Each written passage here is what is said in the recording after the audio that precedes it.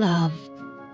Minsan napapaisip ako kung bakit nga ba kapag ikinasal ang isang babae at lalaki, palaging may isang nagsasakripisyo ng kanilang pangarap.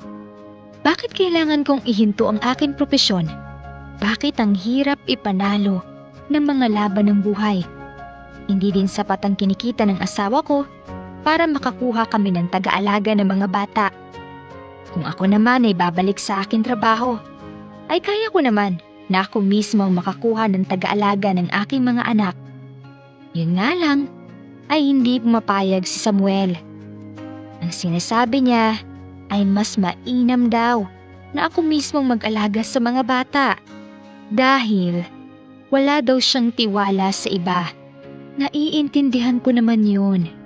Kaso minsan, hindi ko rin naman maiwasang isipin ang makakabuti para sa aking sarili.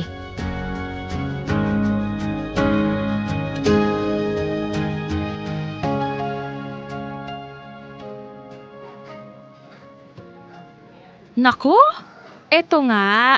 Galing ako sa Cebu last week dahil sa business trip namin. Nung nandun ako, Mare, parang ayaw ko nang umuwi.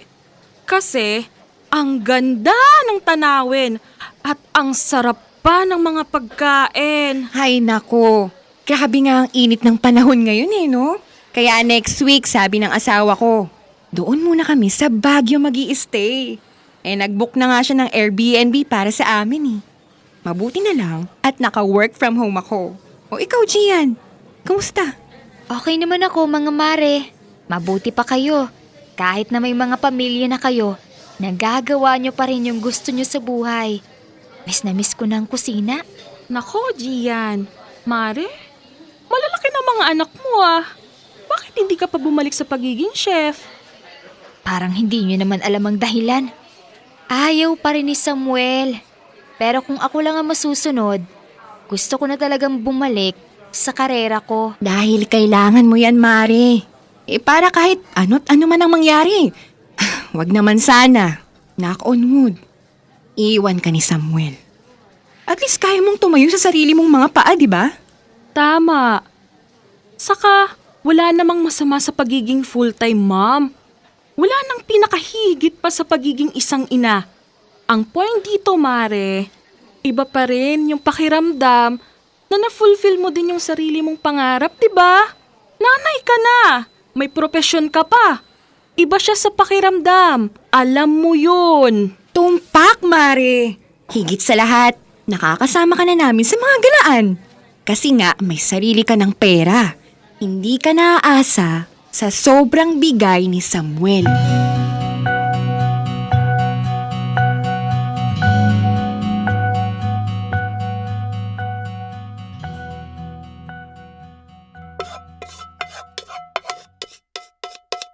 Ma! Ready na ba yung baon ko? Oo anak, ready na. Kakatapos ko lang magluto. Ma! Tori, hindi pa pala napaplansya yung uniform ko. Paplansya please, Ma! Oh sige anak, punta na ako dyan sa kwarto. Halina kayo dito sa kusina, kumain na muna kayo.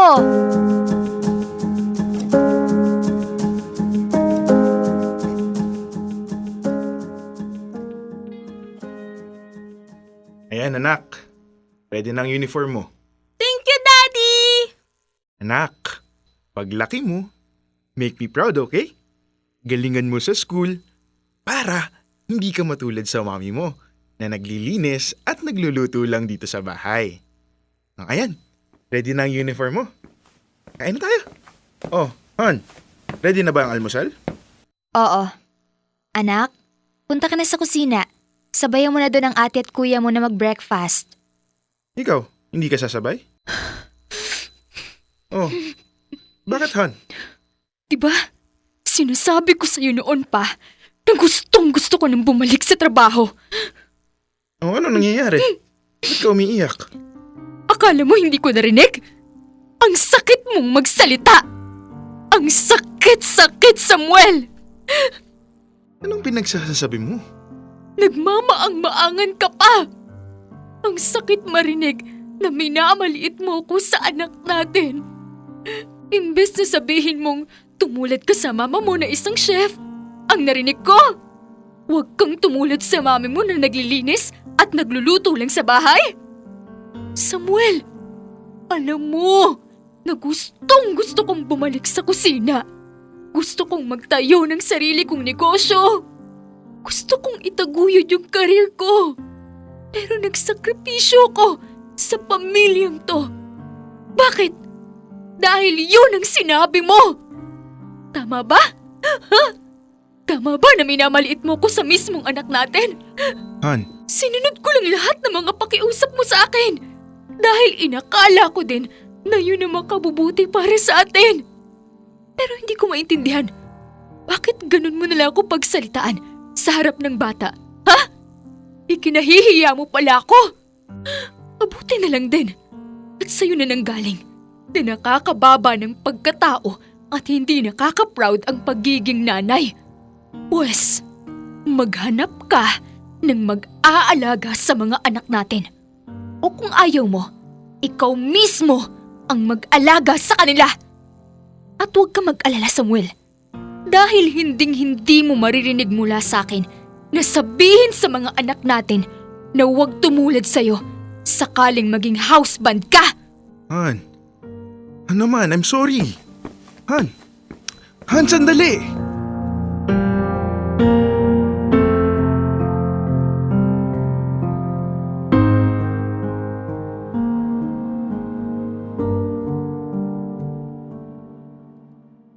Dear love, ilang araw din na hindi ko kinikibo ang aking asawa.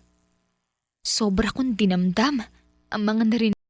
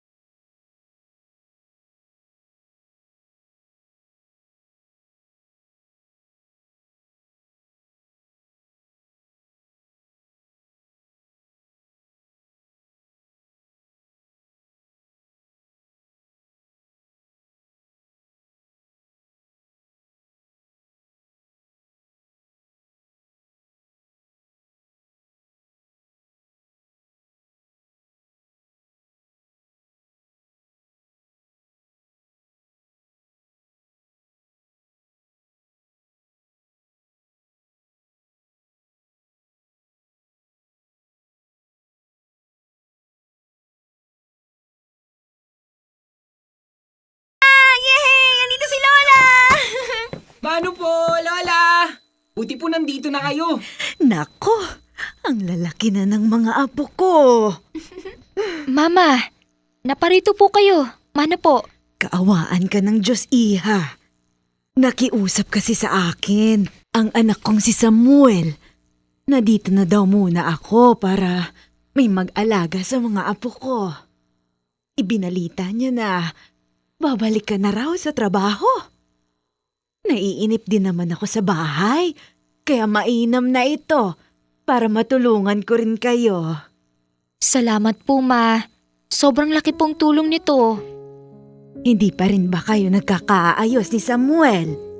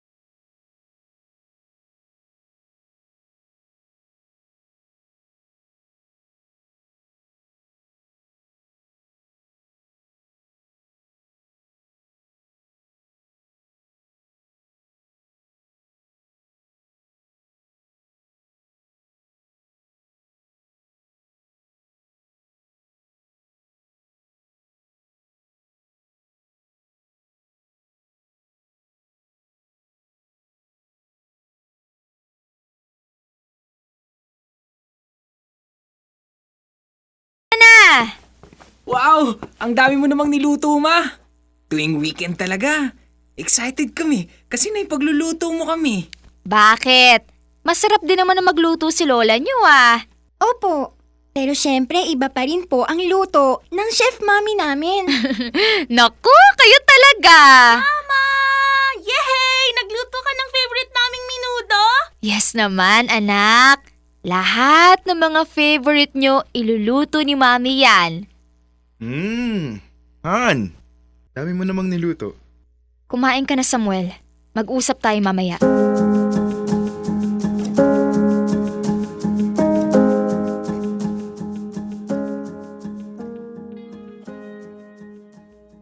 Han, tagal na mula nung di tayo nagpapansinan.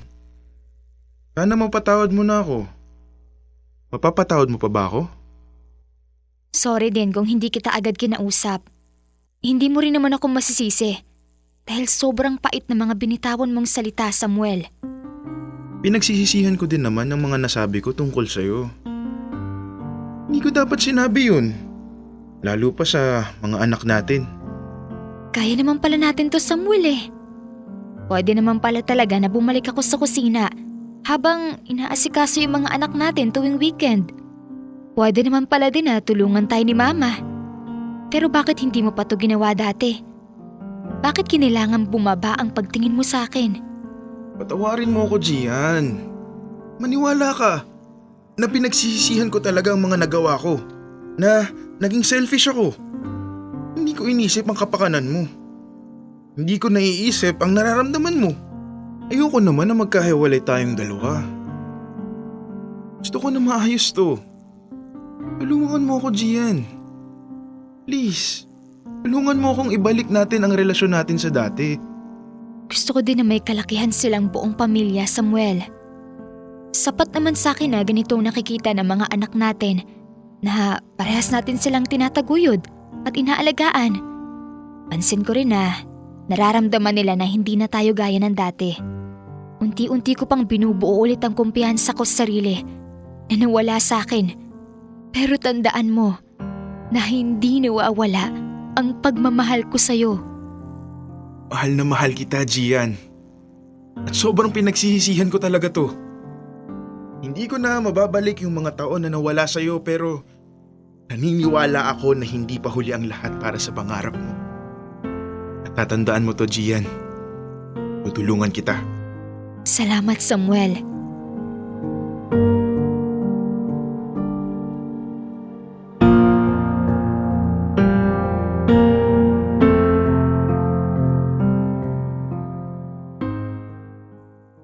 Dear love, hanggang ngayon, hindi pa rin nanunumbalik ang pakikisama ko sa asawa ko. Masakit pala na mainsulto ng sariling asawa. Pero mas masakit na hindi ko agad maibalik ang dati kong pagtingin sa kanya. Ngunit patuloy naman namin itong isinasaayos at hindi niya ako sinusukuan. Mahal ko naman si Samuel, pero mas gusto ko lang talaga na mahalin muna ang sarili ko sa ngayon. Nagsimula na ako muli sa aking karera bilang chef sa isang hotel at sinisikap ko maging isang huwaran sa aking mga anak.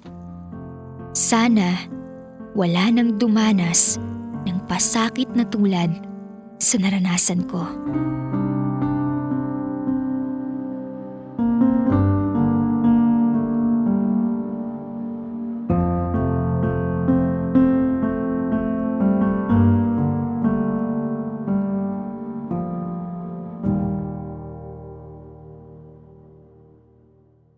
Kailangan pa bang i-memorize yan?